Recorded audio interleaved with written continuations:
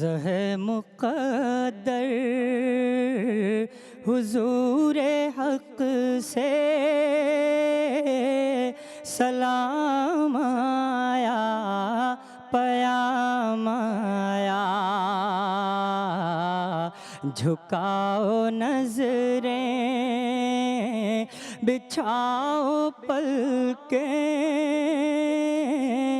ادب کا اعلیٰ مقام آیا۔ یہ کون سر سے کفن لپیٹے چلا ہے الفت کے راستے پر، فرشتے حیرت سے تک رہے ہیں، یہ کون سی ہے ترام آیا۔ زہ مقدر فضا میں لبیک کی صدائیں، زفرش عرش گونجتی ہے، ہر ایک قربان ہو رہا ہے، زباں پہ یہ کس کا نام آیا۔ زہ مقدر یہ راہ حق ہے، سنبھل کے چلنا، یہاں ہے منزل قدم قدم پر، پہنچنا در پر تو کہنا آقا سلام لیجئے غلام آیا۔ زہ مقدر حضور حق سے سلام آیا، پیام آیا۔ سبحان اللہ، سبحان اللہ، سبحان اللہ۔ حافظ امان اللہ قاضی صاحب انتہائی خوبصورتی کے ساتھ ثنا خوانی کے فرائض انجام دے رہے تھے، اور الف لام میم کی آپ یہ خصوصی نشریات دیکھ رہے ہیں ربیع الاول کے حوالے سے۔ رسول اکرم صلی اللہ علیہ وآلہ وسلم کی زندگی، آپ کی سیرت کی روشنی میں آج خاص طور پہ باہمی اتحاد، مسلمانوں کے اتحاد کے حوالے سے گفتگو کر رہے ہیں، اور اسی حوالے سے آج سے تقریباً 30 سال پہلے ایک بہت بڑے بزرگ نے بہت ہی خوبصورت بات کہی تھی کہ اگر دشمنان اسلام مسلمانوں کے خلاف اپنے باہمی بڑے بڑے اختلافات بھلا کر مسلمانوں کے خلاف متحد ہو سکتے ہیں، تو مسلمان اپنے چھوٹے چھوٹے اختلاف بھلا کر اپنے دشمنوں کے خلاف متحد کیوں نہیں ہو سکتے؟ انتہائی خوبصورت بات۔ اور جیسے علامہ اقبال نے ارشاد فرمایا ہے کہ حرم پاک بھی، اللہ بھی، قرآن بھی ایک، کچھ بڑی بات تھی کہ ہوتے اگر مسلمان بھی ایک، جو ہوتے مسلمان بھی ایک۔ آج مسلمانوں میں تفرقہ بازی بالکل عیاں ہے، اور واضح طور پہ ہمیں اپنی صفوں میں دراڑیں دکھتی ہیں، کہیں تفرقہ بازی دکھتی ہے، کہیں پہ نسل پرستی دکھتی ہے۔ آج اس حوالے سے خاص طور پہ گفتگو کریں گے کہ رسول اکرم صلی اللہ علیہ وآلہ وسلم کی سیرت سے ہمیں وہ کون سے نظریات، وہ کون سی فکر ملتی ہے کہ جس کے ذریعے ہم متحد ہو سکتے ہیں۔ ہمارے ساتھ ملک کے نامور اسلامک اسکالرس موجود ہیں جو اپنے اپنے مکاتب میں ایک مقام رکھتے ہیں، ایک حیثیت رکھتے ہیں۔ چلتے ہیں ان کی تعارف کی طرف۔ سب سے پہلے میرے ساتھ موجود ہیں، مصنف بھی ہیں، زہرا کالج کے پروفیسر بھی ہیں، بہت خوشی ہو رہی ہے آپ کا تعارف کرواتے ہوئے، جناب علامہ سید اظہر حسین زیدی صاحب۔ السلام علیکم علامہ صاحب۔ اور پھر ہمارے ساتھ موجود ہیں، ہمیں اکثر وقت دیتے ہیں، بہت خوشی ہو رہی ہے آپ کا تعارف کرواتے ہوئے، اور بڑی زبردست فکر رکھتے ہیں اور دلیل اور استدلال سے گفتگو کرتے ہیں۔ آپ ادارہ فکر جدید کے سربراہ بھی ہیں، جناب صاحبزادہ امانت رسول صاحب۔ السلام علیکم علامہ صاحب۔ وعلیکم السلام ورحمۃ اللہ۔ علامہ صاحب، ہم گفتگو کر رہے ہیں اتحاد کے حوالے سے، رسول اکرم صلی اللہ علیہ وآلہ اس مقدس مہینے میں رسول اکرم صلی اللہ علیہ وسلم کی سیرت کی روشنی میں مسلمانوں کو متحد ہونے کی ظاہر ہے، اور خاص طور پہ فلسطین کا اگر سلسلہ ہم دیکھیں تو اس تناظر میں تو ہمیں یہ اور زیادہ اس کی اہمیت اجاگر ہو جاتی ہے۔ قرآن میں اس کا حکم آیا ہے کہ اللہ کی رسی کو مضبوطی سے تھام لو اور تفرقے میں نہ پڑو. اللہ کی رسی سے کیا مراد ہے؟ بسم اللہ الرحمن الرحیم. پہلے تو آپ احباب کا شکر گزار ہوں کہ یہ فرصت عنایت فرمائی کہ اس حوالے سے مختصر سی گفتگو کروں. اللہ کی رسی وہی مسلمانوں کا ایک ہونا ہے. اگر اس کو ہم تفسیری نقطہ نظر سے دیکھنا شروع کریں تو وہ مسائل اپنی جگہ پر، لیکن اہم ربیع الاول کے حوالے سے اتحاد و وحدت کی بات ہے. یہ بھی ایک پہلو ہے اتحاد و وحدت کا. سب سے دلچسپ پہلو اتحاد و وحدت کا اگر گفتگو شروع کریں ہم، تو ہم یہ دیکھتے ہیں کہ رسول اکرم صلی اللہ علیہ وآلہ وسلم جب تشریف لے کر آئے تو وہ جو معاشرتی طبقات اس دور میں موجود تھے، قریش تھے، قریش کے ذیلی قبائل تھے، ان ذیلی قبائل کے اپنے اپنے خاندان تھے، یا اگر آپ مدینے کو بھی مد نظر رکھیں، مدینے میں اوس و خزرج ہیں، یہودی ہیں، یہ سب اپنی اپنی جگہ پر ٹکڑوں میں، فرقوں میں، آپ گروہوں میں، قبائل میں، کچھ بھی کہہ لیں، تقسیم ہیں. یہاں پر آ کر رسول اکرم صلی اللہ علیہ وآلہ وسلم جب اللہ کا پیغام پہنچاتے ہیں تو یہاں پر ایک اور گروہ تشکیل پاتا ہے جسے ہم امت کا نام دیتے ہیں. یہ امت اب ایک بالکل نیا گروہ، ایک نئی شکل میں قبائلی سسٹم کے اندر وجود میں آتا ہے. اس گروہ کو اکٹھا رکھنے کے لیے جو دعوت دی جاتی ہے نا، وَاعْتَصِمُوا بِحَبْلِ اللَّهِ جَمِيعًا، ان سب لوگوں سے کہا جاتا ہے کہ اللہ کی رسی کو مضبوطی سے تھام لو. یہ اللہ کی رسی کیا ہے؟ یہ اللہ کی رسی اگر سادہ سے لفظوں میں کہنا چاہوں تو دو چیزیں ہیں. ایک ایمان ہے اور ایک عمل صالح ہیں. یہ دو چیزیں تھام لیں تمام کے تمام مسلمان.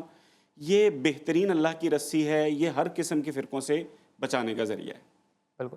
اچھا مفتی صاحب، جب ہم ایک مسلمانوں کے کردار کے اوپر ایک نظر ڈالتے ہیں تو ہمیں رسول اکرم صلی اللہ علیہ وآلہ وسلم کا ذکر تو بہت ملتا ہے، مگر آپ کی فکر ایسا لگتا ہے کہ لوگوں کو شاید معلوم نہیں ہے. شاید یہی وجہ تو نہیں ہے کہ کیونکہ رسول اکرم صلی اللہ علیہ وسلم کی فکر لوگوں میں عام نہیں ہے، اس وجہ سے اتحاد کا ماحول بھی نہیں دکھتا؟ نہیں، اتحاد کا ماحول، مسئلہ اتحاد نہیں ہے، مسئلہ اختلاف ہے. جہاں تک بات اتحاد اور وحدت کی ہے، ہم انسان کہیں بھی رہیں، ہمارا مزاج ہے اکٹھے رہنا، چاہے وہ لسانی اعتبار سے مختلف ہوں لیکن اکٹھے رہنا شروع کر دیں گے. جی. وہ علاقائی اعتبار سے مختلف خطوں میں بٹے ہوئے ہوں، جیسے ہی اکٹھے ہوں گے وہ آرام سے زندگی گزارنا شروع کر دیں گے. کسی بھی لحاظ سے وہ رہ رہے ہوں، آرام سے زندگی گزار سکتے ہیں. مسئلہ اتحاد کا نہیں ہے. ہم انسانوں کو اللہ نے خلق ہی فطری طور پر مدنی الطب کیا ہے، یعنی ایک ایسی مخلوق ہیں ہم کہ جیسے ہی ہمیں موقع ملے گا ہم پیار محبت سے رہنا شروع کر دیں گے. یہ ہماری خلقت کا راز کہہ لیں آپ، ہماری خلقت کا تقاضا کہہ لیں، ہمارے انسان ہونے کا تقاضا کہہ لیں کہ ہم بالکل ساتھ رہیں گے. مسئلہ اختلاف کا ہے. اختلاف کہاں سے آتا ہے؟ یہ تفرقہ بازی کہاں سے آتی ہے؟ رسول اکرم صلی اللہ علیہ وآلہ وسلم کی اگر آپ سیرت دیکھیں گے تو وہاں اتحاد کی دعوت اپنی جگہ، لیکن اختلاف سے روکنے کی کوششیں زیادہ نظر آئیں گی آپ. سبحان اللہ. تو ہم بھی اگر اپنے ملک میں تمام اسلامی ممالک میں یہ چاہتے ہیں کہ اتحاد کو فروغ دیں تو در حقیقت یہ دیکھیں کہ وہ کون سے عناصر ہیں یا وہ کون سی وجوہات ہیں، کون سی بنیادیں ہیں جو اختلافات کو آگ لگا رہی ہیں، خوبصورت، اختلافات کو بھڑکا رہی ہیں. خوب. تو رسول اللہ کی زندگی کا یہ پہلو دیکھنے کی زیادہ ضرورت ہے. بے شک، بہت خوب، بہت ہی خوبصورت نکتہ. ناظرین، ایک چھوٹا سا بریک لیتے ہیں. بریک کے بعد صاحبزادہ امانت رسول صاحب سے کچھ تلخ سوالات بھی پوچھنے ہیں کہ کیوں ہمارا یہ حال ہے. ایک چھوٹا سا بریک لیتے ہیں، بریک کے بعد دوبارہ حاضر ہوتے ہیں.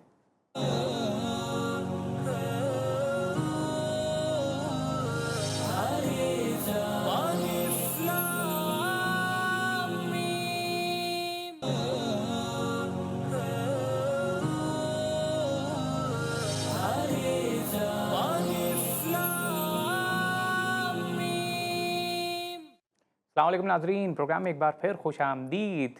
اللہ کی رسی کو مضبوطی سے تھامے رکھو اور تفرقے میں نہ پڑھو۔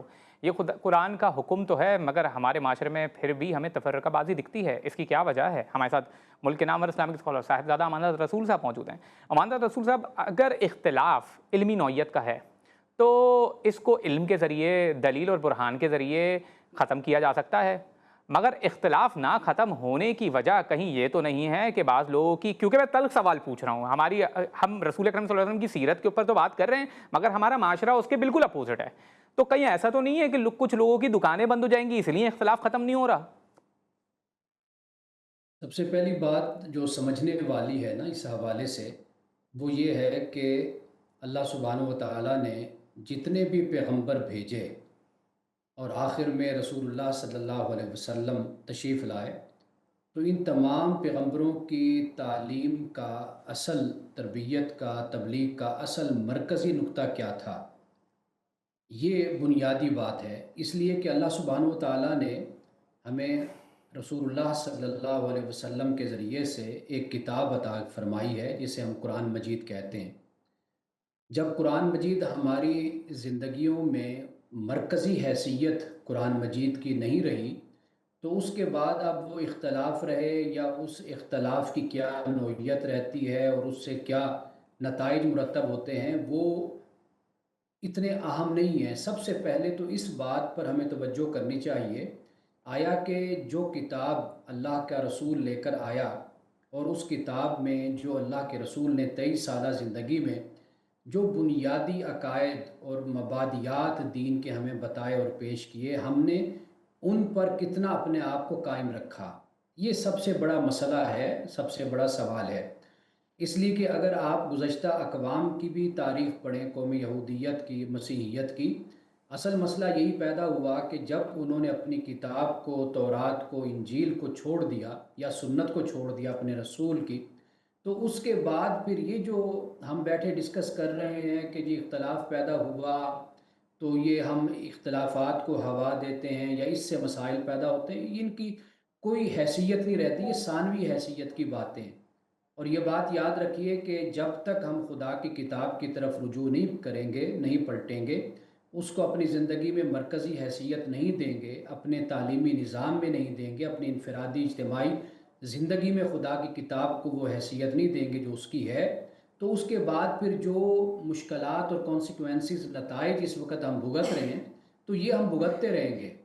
اصل مسئلہ کچھ اور ہے، وہ یہ ہے کہ جو اسلام کی مبادیات اور عقائد ہیں، ہم نے ان کو چھوڑ کر اپنے اپنے ہاں، یعنی جو ہمارے مسالک ہیں، ہمارے فرقے ہیں، ہماری جماعتیں ہیں، یا اب تو ماشاءاللہ ہر مسلک میں بھی کئی مسلک بن چکے ہیں، تو وہ جو انہوں نے اپنی اپنی جگہ پر اپنے اپنے عقائد گھڑ رکھے ہیں یا ان کو ایجاد کر رکھا ہے یا وضع کر رکھا ہے، وہ سارا زور ان کا انہی عقائد پر اب ہوتا ہے۔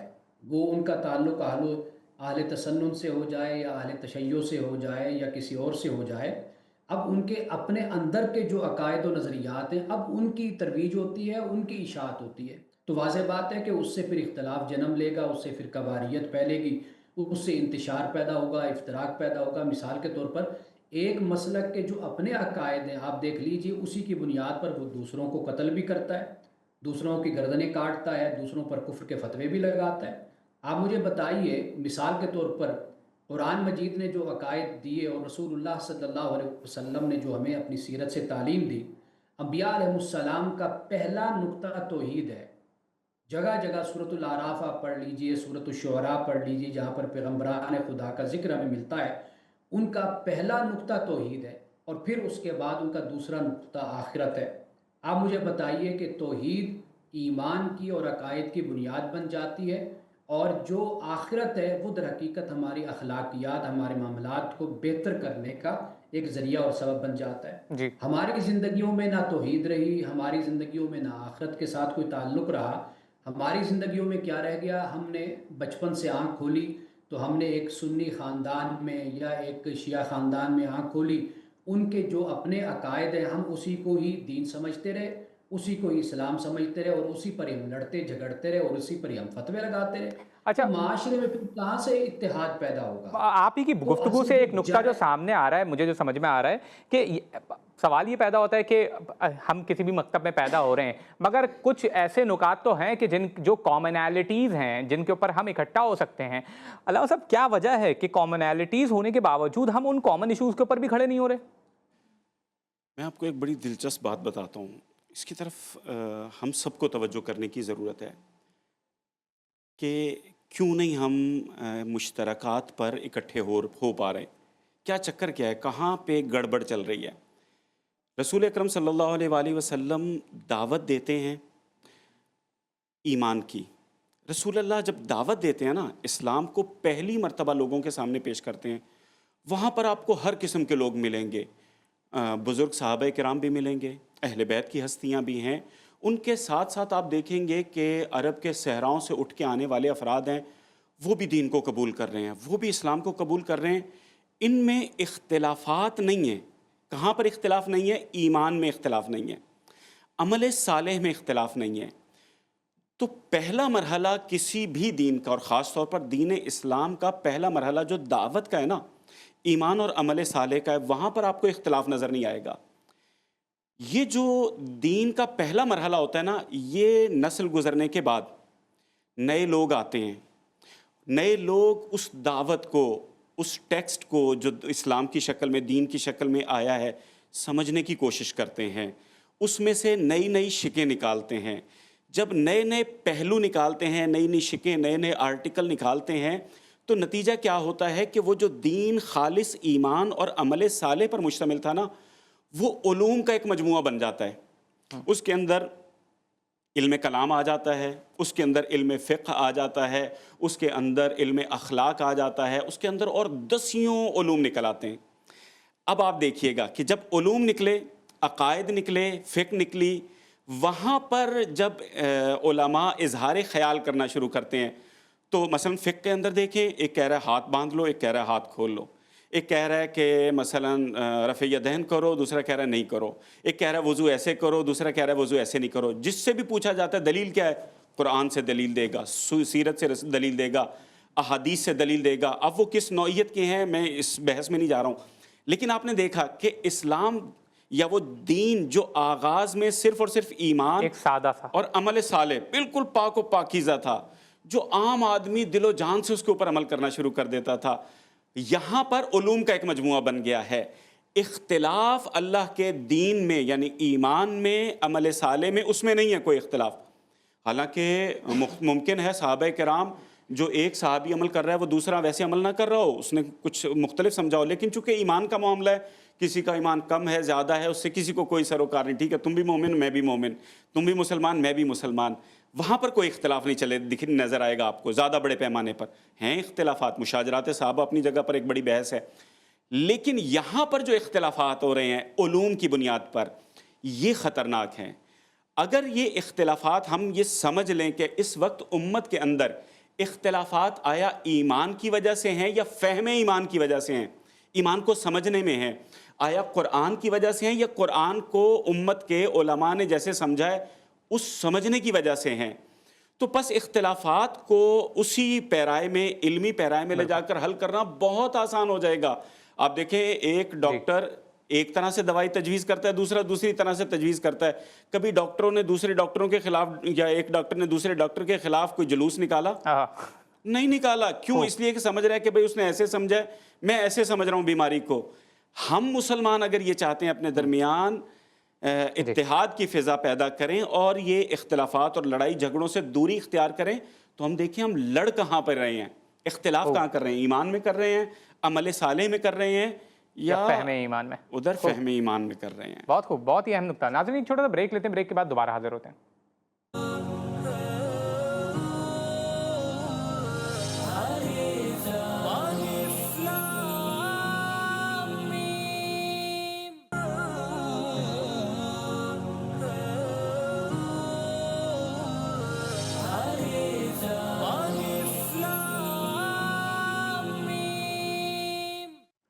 السلام علیکم ناظرین، پروگرام میں ایک بار پھر خوش آمدید۔ آج ہم خاص طور پہ رسول اکرم صلی اللہ علیہ وآلہ وسلم کی سیرت کی روشنی میں اتحاد بین المسلمین کے حوالے سے بات کر رہے ہیں، اور خاص طور پہ اس تناظر میں اس وقت کہ جب آج تقریباً 2 سال ہو چکے ہیں اور فلسطین میں ایک لائیو آن کیمرہ جینوسائیڈ جاری و ساری ہے، اور آج بھی فلسطینیوں کے اوپر جو ظلم و ستم ڈھایا جا رہا ہے، یعنی آج کی بھی بات کروں تو 4 فلسطینی بھوک اور پیاس کی قلت کی وجہ سے مارے گئے ہیں۔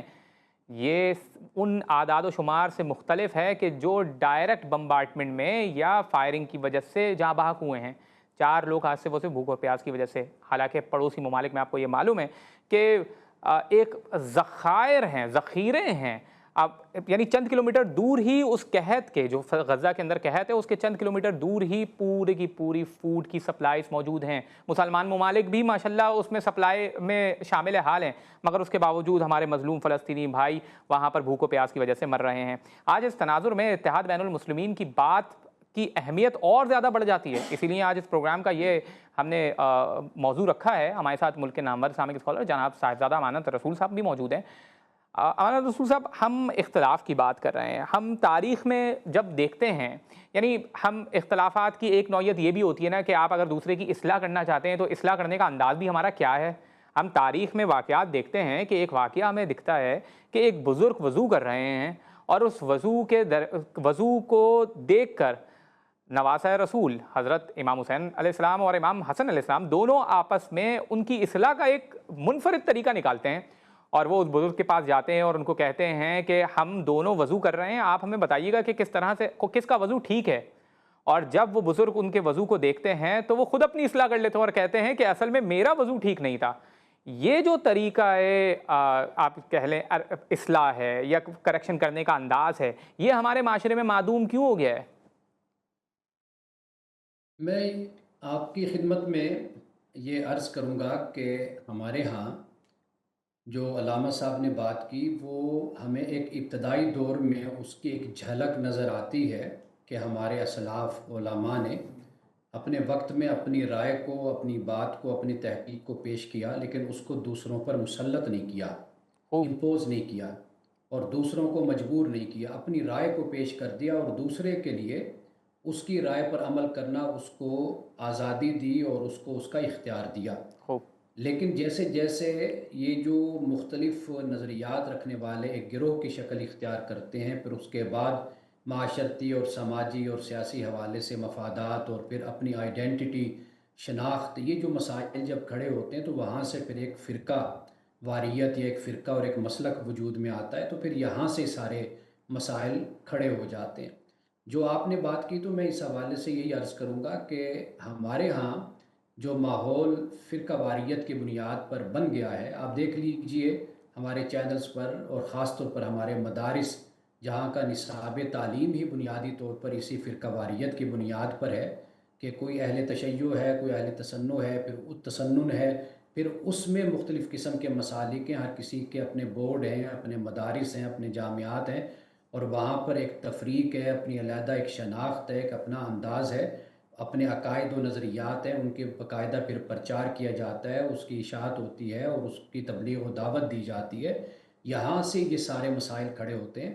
آپ جس طرف اشارہ کر رہے ہیں کہ ہمارے ہاں یہ چیز کیوں نہ رواج پا سکی، اس کی بنیادی وجہ میں ہمیشہ یہ بات مختلف جگہوں پر عرض کرتا رہتا ہوں کہ ہمیں بنیادی طور پر جہاں سے ہمارے علماء اور فضلاء پیدا ہوتے ہیں، ہمیں وہاں پر کام کرنے کی ضرورت ہے۔ یعنی خاص طور پر جو ہمارا نصاب تعلیم و تدریس ہے ہمارے مدارس کا، وہاں پر ہی بنیادی طور پر جو طریقہ تعلیم ہے وہ ہے ہی مناظرانہ، اور اپنی رائے کو اور اپنے مسلک کو حق پہ ثابت کرنا اور اس کی حقانیت کو ثابت کرنا، یہ در حقیقت ہمارا سب سے بڑا جو مائنڈ سیٹ ہے، جو ہماری تربیت ہے، اس سے بڑے مسائل پیدا ہوتے ہیں۔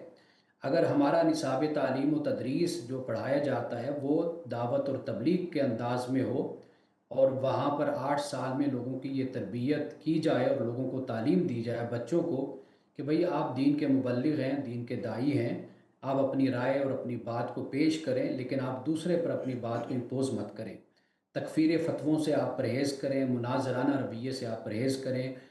اور اس کی بنیادی وجہ کیا ہے؟ بنیادی وجہ یہی ہے کہ جو میں نے پہلے آپ کے سامنے عرض کیا کہ قرآن مجید کو ہمارے ہاں مرکزی حیثیت حاصل نہیں ہے، رسول اللہ صلی اللہ علیہ وسلم کی سیرت کو مرکزی حیثیت حاصل نہیں ہے۔ آپ دیکھ لیجئے کہ ہمارے نصاب میں قرآن مجید کتنا پڑھا جاتا ہے یا کتنا پڑھایا جاتا ہے۔ اگر پڑھایا بھی جاتا ہے تو وہ ایک خاص مسلک اور فرقے کے نقطہ نظر سے پڑھایا جاتا ہے۔ تو یہ جو مسائل ہیں، جب آپ بنیادی طور پر اپنی نرسری کو ٹھیک نہیں کریں گے، اپنی بنیاد کو ٹھیک نہیں کریں گے، تو پھر اس طرح کے جو شکوے شکایات اور یہ جو مسائل اور مشکلات ہمیں اپنے معاشرے میں نظر آتے ہیں، ان کو ہم کبھی بھی حل نہیں خوب کر خوب، پائیں گے۔ بہت تو امپورٹنٹ پوائنٹس ہیں۔ بنیادی کام یہ ہے کہ ہمیں اپنی نرسری کو اور اپنی بنیاد کو اور اپنے ماحول کو ہمیں بدلنا ہوگا، جہاں سے یہ علماء، یہ فضلاء پیدا ہوتے ہیں، تیار ہوتے ہیں اور پھر یہ معاشرے میں اترتے ہیں، ماشاء اللہ، یہ کون سیکھ کر آتے ہیں؟ یہ اہم بنیادی سوال ہے نا۔ اہم پوائنٹ ہے۔ اور آپ جب یہاں تدریس کی بات کر رہے ہیں اور جس طریقے سے تربیت کی بات، ہماری تربیت اور جس طریقے سے تعلیم کا نصاب پڑھایا جاتا ہے مدارس میں، علامہ صاحب اس مائنڈ سیٹ کی جو بات کر رہے ہیں علامہ صاحب، کہ ایک مائنڈ سیٹ کے ساتھ اگر ہم قرآن کو پڑھیں گے، یعنی تفرقہ بازی والا مائنڈ سیٹ ہم نے پہلے سے ہی کیری کیا ہوا ہے اپنے ساتھ، اور اس کے بعد ہم کتاب کو کھولتے ہیں، اللہ کی کتاب کو یا احادیث کو، تو پھر تو ظاہر ہے ہم اس کے اندر اپنی تربیت کے پہلو نہیں نکالیں گے، بلکہ ہم تو پھر نکالیں گے کہ دوسرے کو چت کرنے کے لیے میں کون سا نقطہ نکال سکتا ہوں اس کتاب میں سے۔ اس مائنڈ سیٹ کے لیے کیا پیغام ہے امت کے لیے کہ کس طرح سے سیرت کی روشنی میں ہم اس مائنڈ سیٹ کو چینج کر سکتے ہیں؟ یہ نا بڑا خوبصورت سوال ہے، بہت پیارا پہلو ہے۔ اس مسئلے کو اگر آپ دیکھنا چاہیں نا سیرت رسول اکرم صلی اللہ علیہ وسلم سے، مسئلہ اختلاف کا، فرقہ واریت کا صرف مدارس کی حد تک میں محسوس نہیں کرتا ہوں کہ صرف مدارس کو لڑ جھگڑ رہے ہیں، صرف علماء لڑ جھگڑ رہے ہیں۔ آپ دیکھیں کہ اگر خدا نخواستہ کہیں پر دو فرقوں کے درمیان اختلاف ہوتا ہے تو ممکن ہے علماء اور مدارس سے وابستہ لوگوں کو سمجھانے کی کوشش کر رہے ہوں گے، عام آدمی لڑ جاتے ہیں، عام آدمی پتھراؤ شروع کر دیتے ہیں، عام آدمی ڈنڈے سوٹے لے کر آ جاتے ہیں، ایسا بھی یعنی ہوتا ہے، گویا کہ پورا معاشرہ ہمارا اختلافات کے اندر ہم سب ملوث ہیں، کوئی شک نہیں ہے، جھگڑے میں، اس کوئی میں شک نہیں ہے۔ فارغ آدمی ہے، ہر وقت لڑنے بڑھنے کے لیے تیار۔ مسئلہ آپ کو رسول اکرم صلی اللہ علیہ وسلم کی سیرت سے ایک بڑا پیارا پہلو ہے، وہ یہ کہ ان مدارس کا یا ہم انسانوں کا زندگی گزارنے کا مقصد کیا ہے؟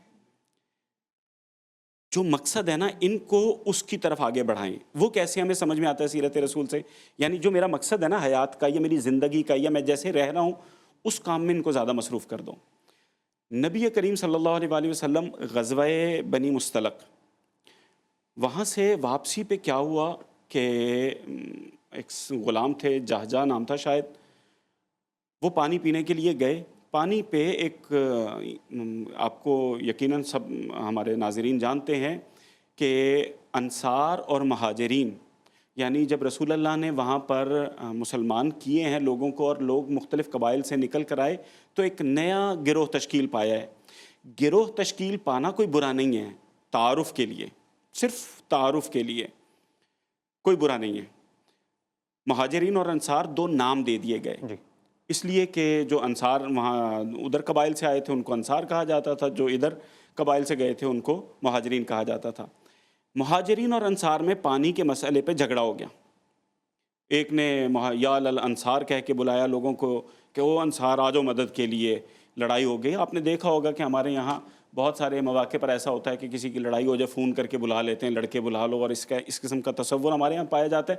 وہاں پر بھی یہی ہوا کہ دونوں گروہ مسلمان ہیں، بہترین انسان ہیں اس وقت کے، مہاجرین کو بلا لیا گیا، ادھر سے وہ حضرت سنان تھے، انہوں نے نعرہ لگا دیا جناب انصار آ جائیں، وہ ایک دوسرے کو بلا لیا، دونوں پارٹیوں کے لوگ بھی آ گئے، ایسا نہیں تھا کہ صحابہ کرام پیچھے رہے، نہیں، آ گئے، اکٹھے ہو گئے، لڑائی کی کیفیت ہوگی۔ رسول اکرم صلی اللہ علیہ وسلم نے دیکھا یہ لڑ پڑیں گے، اب کیا ہے، یعنی خود رسول اللہ دیکھ رہے ہیں امت لڑنے کے لیے تیار ہے، کیا کریں ان کو اس وقت کچھ بھی ایسا کہنا کہ بھئی قرآن پہ عمل کرو، دیکھو میں رسول تمہارے درمیان موجود ہوں، سننے کے لیے تیار نہیں ہوں گے، حالانکہ سب سننے کے لیے تیار ہیں، ان سے زیادہ مطیع اس وقت روئے زمین پر رسول اللہ کا کوئی موجود نہیں ہے۔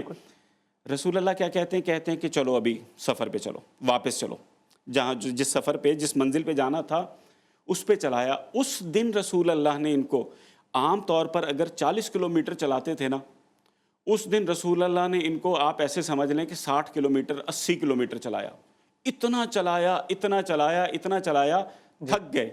جاتے ساتھ ہی کسی کو نہ لڑائی یاد رہی، کسی کو نہ جھگڑا یاد رہا، سب اتنے تھک گئے کہ تھک کے سو گئے. سو کے اٹھے تو وہ جو سارا مائنڈ تھا سیٹ ہو گیا تھا. تو آپ نے دیکھا رسول اللہ کی سیرت میں کہ اگر آپ اختلاف کر رہے ہیں، اگر آپ کا جھگڑے کا موڈ ہو رہا ہے، تو بھائی جھگڑا نہیں کرو. اس امت کو، اس قوم کو اگر یہ اختلافات میں اس کو اس کے مقصد کی طرف لے کر جاؤ. بس ہمیں اپنے اقوام کو، اپنے بچوں کو، اپنے نوجوانوں کو، اپنی قوم کے ہر فرد کو یہ بتانا ہے کہ تمہارا اگر جھگڑے کا موڈ ہو، فرقہ واریت کا موڈ ہو، اس کو چھوڑو. جو تمہارے اپنے مسلک نے جو تمہیں حکم دیا ہے نماز پڑھنے کا، فارغ وقت میں اٹھو نماز پڑھو، مقصد کی طرف متوجہ. بہت خوب. جس کام کی طرف تمہیں حکم دیا گیا وہ کرو، اتنا کرو کہ تھک جاؤ. یہ ایک پہلو ہے. ہمارے ساتھ جناب معروف نعت خواں حافظ امان اللہ غازی صاحب بھی موجود ہیں. بارگاہ رسالت میں نذرانہ عقیدت پیش کریں گے. ظاہر پروگرام کا اختتام ہے اور اتنی خوبصورت سیرت کے حوالے سے بھی گفتگو ہو رہی ہے. گزارش ہے نذرانہ عقیدت. شب ظلمت مٹانے کو محمد مصطفیٰ چراغ حق جلانے کو محمد مصطفیٰ چھٹیں گے سارے اندھیرے جہاں سے اب جہالت کے مبارک ہو زمانے کو محمد مصطفیٰ شب ظلمت مٹانے کو محمد مصطفیٰ آئے. جو نغمہ ہر نبی نے اہل دنیا کو سنایا تھا، وہی نغمہ سنانے کو محمد مصطفیٰ چراغ حق جلانے کو محمد مصطفیٰ کہیں پر لا تو عیسیٰ تھے، کہیں اصنام رنگ و ذات، یہ سارے بت گرانے کو محمد مصطفیٰ